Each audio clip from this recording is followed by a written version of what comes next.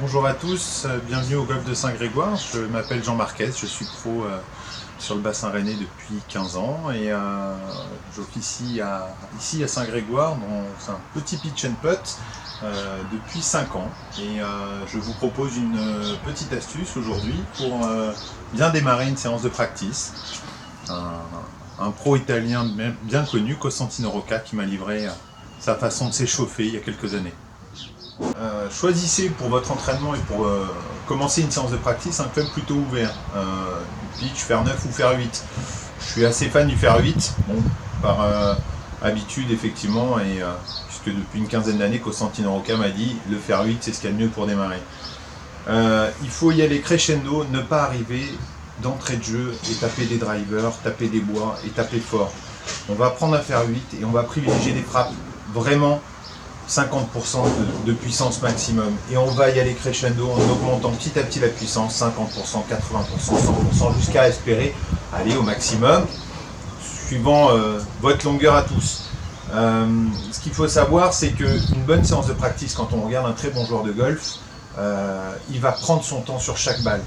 Trop de golfeurs enchaînent les balles comme s'ils allaient être meilleurs en ayant fait 3 sauts de balle. Un saut de balle bien fait en 20 minutes, une demi-heure sera plus efficace qu'un saut de balle balancé en 5 minutes.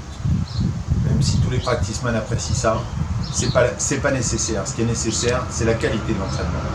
Donc essayez de prendre le temps, de commencer par de petites amplitudes, des petites frappes de balle. On n'est pas obligé d'y aller à fond et ça permet de faire un échauffement qui soit de plus en plus complet.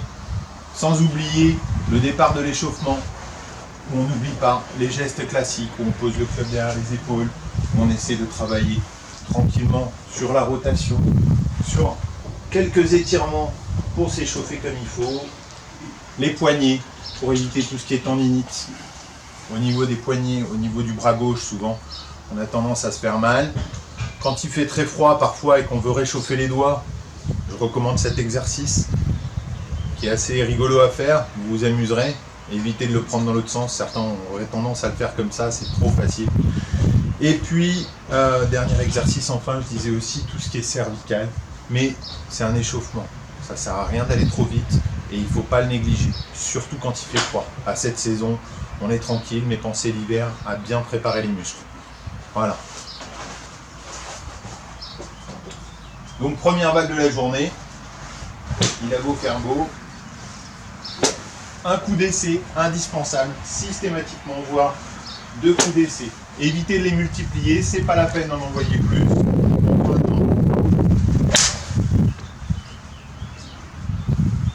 Et on a le temps de regarder. Non pas pour frimer, mais pour voir si on est à l'équilibre et juger de la qualité de la frappe. Toujours important de savoir si je tombe à la bascule, en bascule, si je tombe vers l'avant, et de tirer des conséquences et des enseignements de la frappe qu'on vient de faire. Toujours prendre le temps. Ne vous précipitez pas à enchaîner les balles. Pour chaque coup de golf, il faut un coup d'essai ou 2 minimum.